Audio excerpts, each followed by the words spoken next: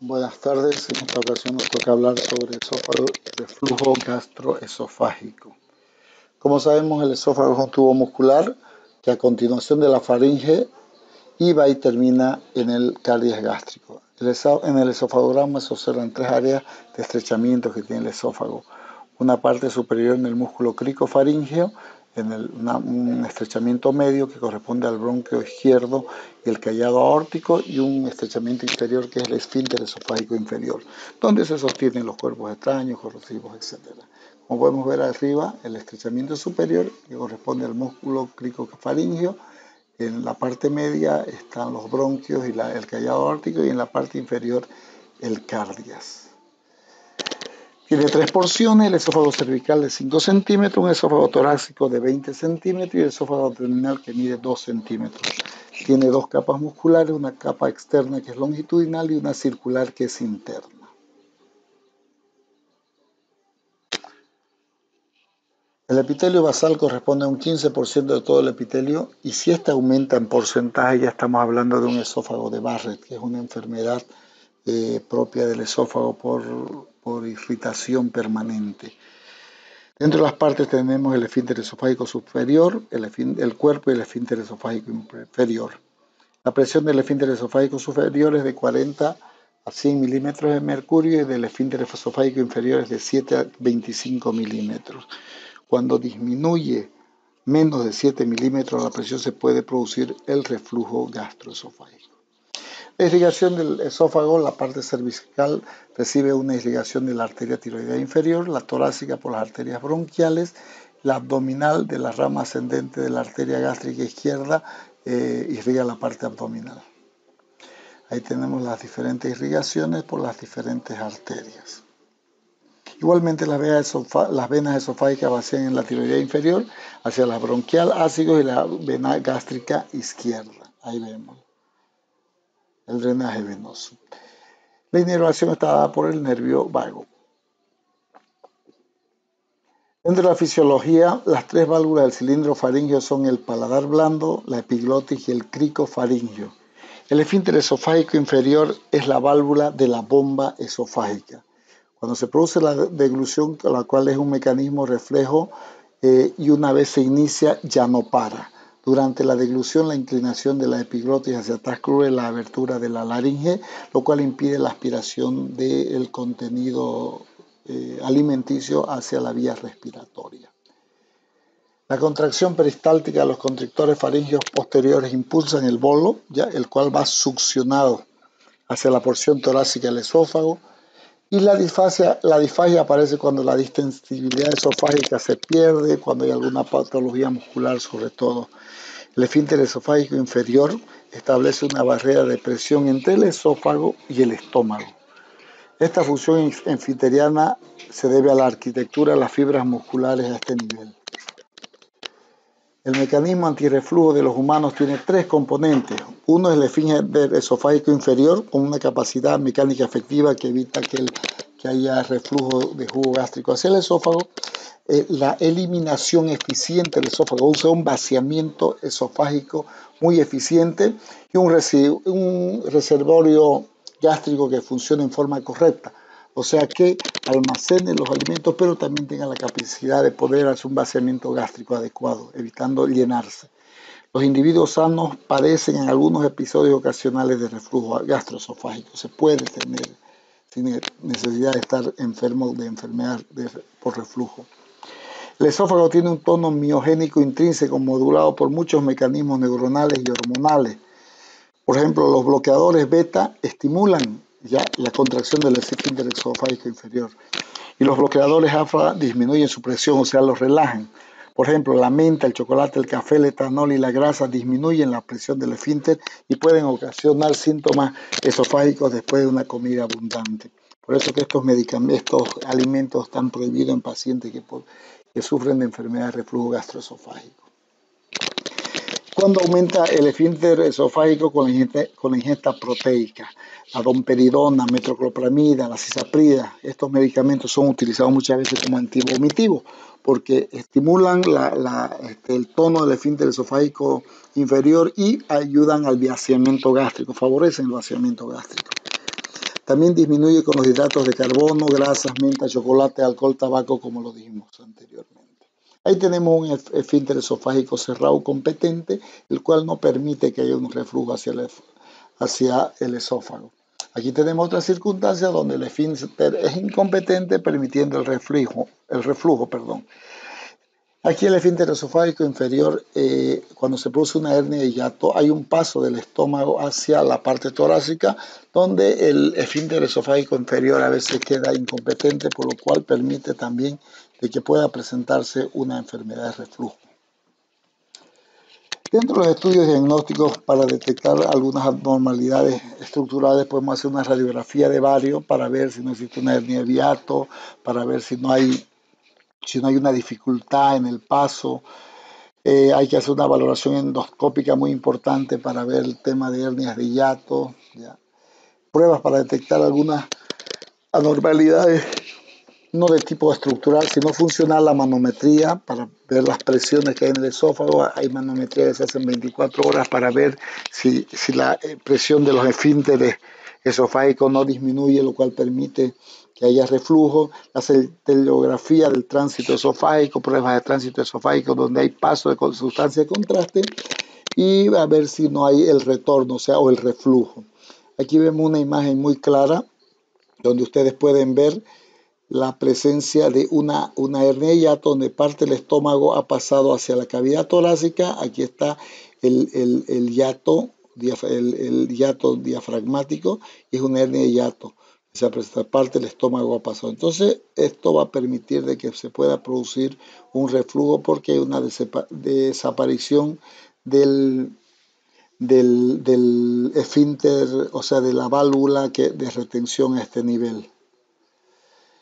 Este es un estudio, un esofagograma donde nos muestra las presiones que se presentan desde la deglución, desde que se produce aquí a nivel cricofaríngeo, se produce el mecanismo de la deglución donde al pasar por esta primera estrechez se produce una presión negativa y después continúa siendo positiva mientras se transcurre a través de la deglución, sigue siendo positiva hasta llegar al esfínter esofágico inferior, donde también se produce nuevamente una zona negativa que nos indica qué presión tiene. Aquí vemos que la presión está más de 10, entonces nos habla de que es una presión menos de 10, más o menos, ¿no? Que hay una alteración en la presión ya de esfínter esofágico inferior. Algunas pruebas para detectar el aumento de la exposición al jugo gástrico, o sea, cuando hay reflujo, la parte inferior del esófago va a estar expuesta al jugo gástrico.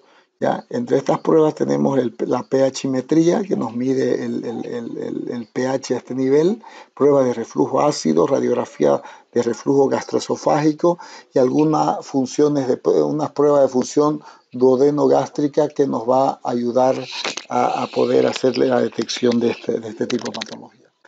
Entramos en sí a lo que es la enfermedad de reflujo gastroesofágico.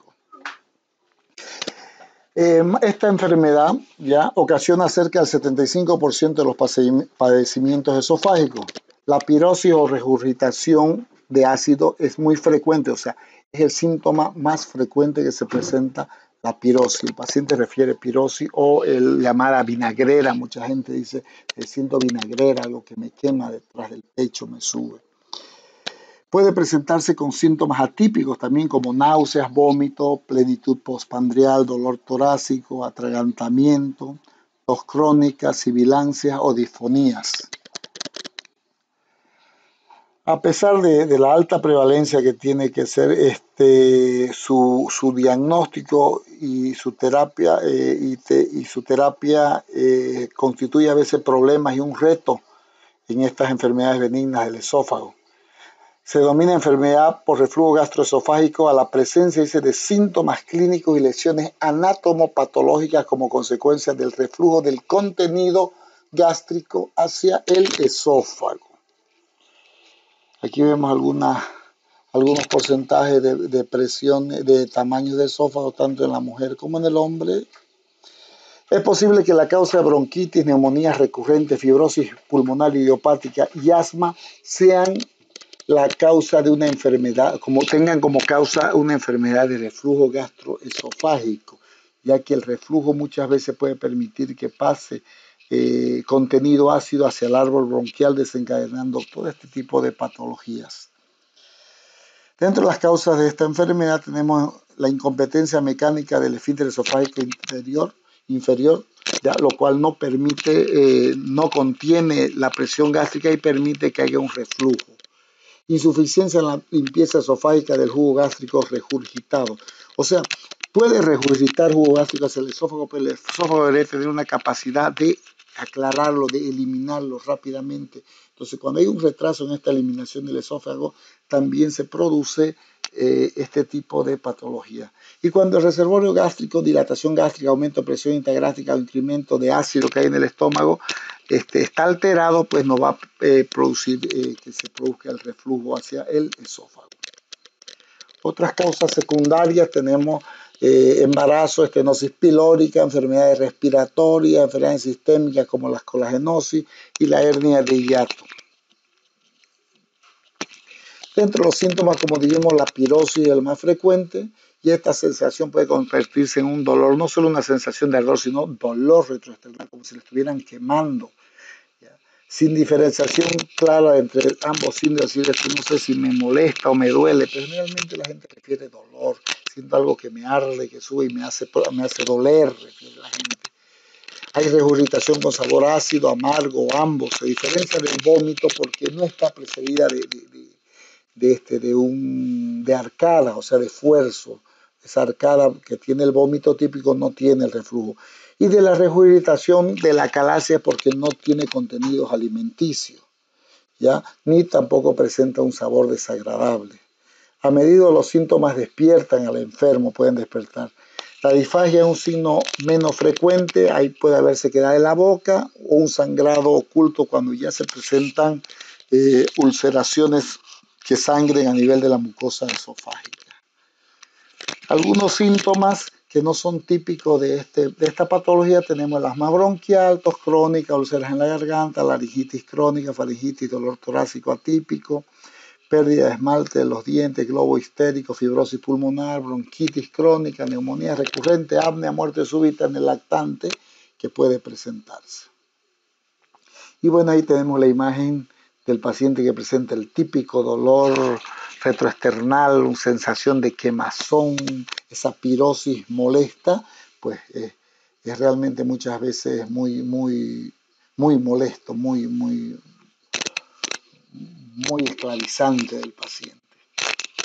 Dentro del diagnóstico hay que hacer una evaluación de los síntomas, ¿ya? La endoscopía es muy importante para identificar sobre todo las esofagitis por reflujo, ya lesiones esofágicas debido a esta enfermedad. La biopsia permite identificar y descartar lesiones preneoplásicas o lesiones neoplásicas que se puedan presentar. Hay que hacer una evaluación radiológica también para ver el tránsito esófago gástrico, evaluación manométrica, ultrasonidos, tachimetría esofágica de 24 horas asociada o no a manometría esofágica de 24 horas, que es el mejor método para confirmar si realmente existe una enfermedad de reflujo gastroesofágico, lo cual nos diría sí, hay reflujo, hay cantidad del esófago, no tiene la capacidad de eliminar, etcétera, etcétera. Hay centralografía también del tránsito de esofágico y la cineradiografía también. Diagnóstico diferencial. Tenemos que hacer algunos diagnósticos diferenciales de la motilidad esofágica, o sea, alteraciones de las contracciones esofágicas, no más que por una incontinencia del esfínter esofágico inferior, úlcera péptica también, ya colelitiasis, esofagitis erosiva, angina de pecho. Entonces, tenemos que saber diferenciar que muchas veces por los síntomas, por el tipo del dolor, nos resulta fácil poder realizar un diagnóstico diferencial de este tipo de patologías. Dentro de las complicaciones son la esofagitis, estrechamiento, esófago de Barrett, fibrosis pulmonar progresiva, etc.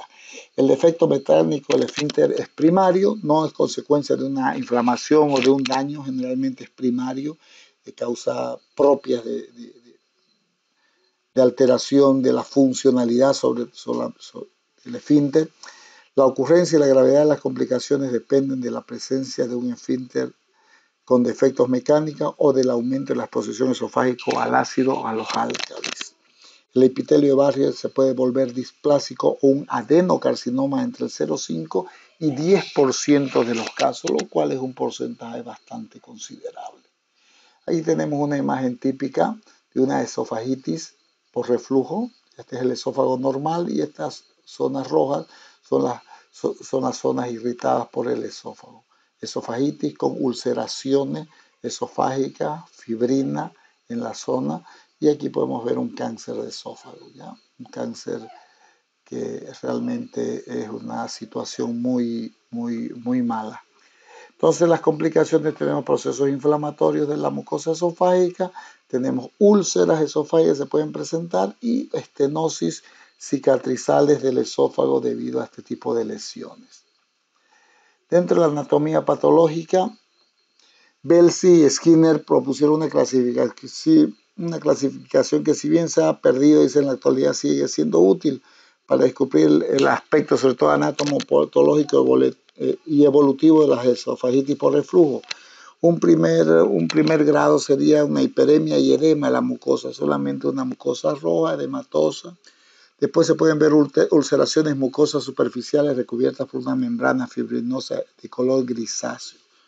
Posteriormente, ulceraciones profundas con fibrosis de la submucosa y acortamiento muscular del esófago. Y por último, estenosis, fibrosis mural, adenopatías mediastínicas, etcétera, ya que son lesiones mucho más graves. Dentro del tratamiento, existe un tratamiento médico, ya, en cual consiste en medidas higiénico-dietéticas, como, en primer momento, elevar la cabecera cuando el paciente no duerma sin cabecera. Muchas veces se tiene que levantar la cama, ya, poner 2 ladrillos en la cama para elevarla y dejar una cama angulada en 30 grados. No hay que usar ropa ajustada, ingerir pequeñas comidas en forma frecuente, evitar cenar, o sea, comer abundante de noche, sobre todo antes de acostarse, bajar de peso y sobre todo no consumir alcohol, café, chocolate y menta, ¿ya? Este sería un tratamiento de tipo higiénico-dietético, el cual iría corroborado o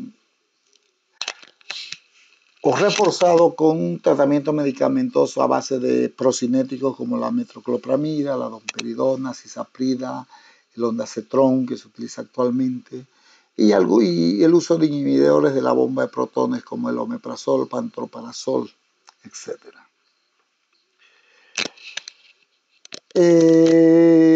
¿Cuándo se realizarían procedimientos quirúrgicos antirreflujo?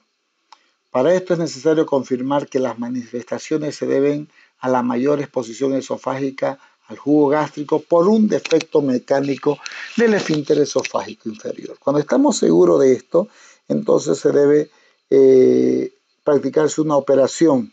¿Cuándo se la practica esta operación? Si los síntomas responden al medicamento, pero la esofagitis persiste en la endoscopía. O sea, le hacemos un tratamiento al paciente, le hacemos una endoscopía de control y vemos que esta esofagitis persiste, que no ha mejorado con el tratamiento que se le ha hecho. Entonces, ahí hay que optar por el tratamiento quirúrgico.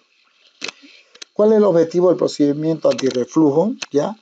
Es lograr el restablecimiento de la competencia del cardias, ¿ya? Primero debe restaurarse la presión del esfínter esofágico inferior. Segundo, se debe colocar en una posición adecuada el esfínter esofágico inferior en un ambiente de presión positiva dentro del abdomen, no dentro del tórax. Y por último, permitir que el cardias reconstruido se relaje durante la deglución, cuando la fundoplicación no ha de aumentar la resistencia del esfínter relajado. Cuarto, mejor dicho, la fundoplicación no ha de aumentar la resistencia del esfínter relajado. O sea, tiene que ser un procedimiento donde no apretemos mucho el esfínter. Y quinto, la fundoplicatura que se sitúe en el abdomen sin que haya excesiva tensión y se mantenga ahí, o sea, que no se regrese hacia el tórax. Reparaciones antirreflujo. Existen varias técnicas. La fundoplicatura de Nissen, que es una de las más utilizadas. Tenemos fundoplicatura parcial del Weissenmark, ¿ya?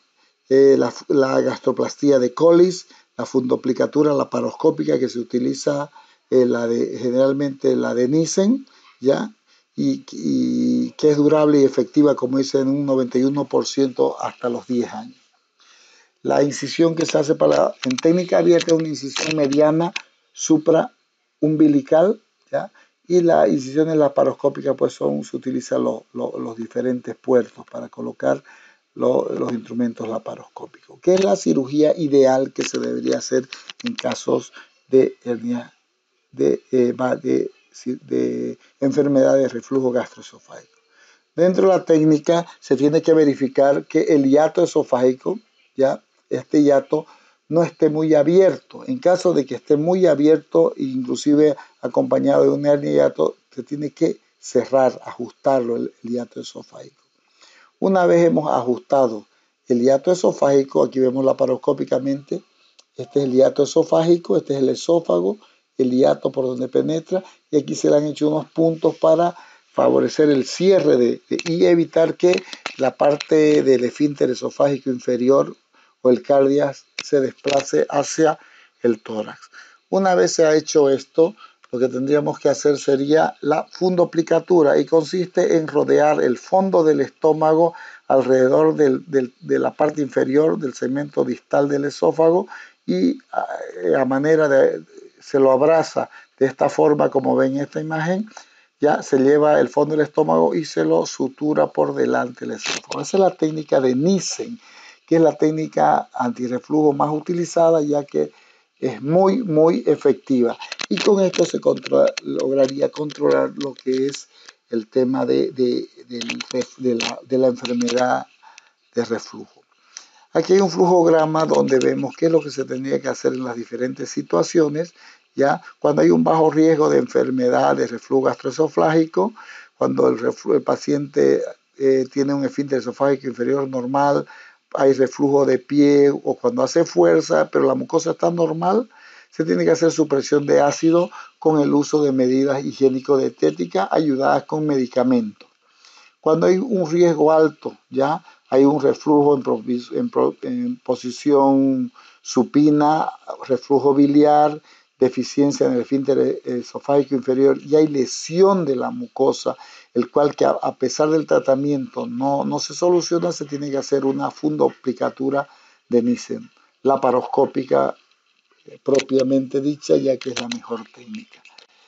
El alto riesgo de la falla laparoscópica cuando hay una falla o hay un alto riesgo de que la cirugía laparoscópica no se pueda realizar, o tengamos problemas porque hay un estrechamiento, un esófago corto, ya insuficiencia del cuerpo esofágico, pues se tendría que hacer una técnica antirreflujo abierto, a cielo abierto, ya no laparoscópica. Este es un caso, entonces sería excepcional, porque la mayoría de los procedimientos se lo hace laparoscópico.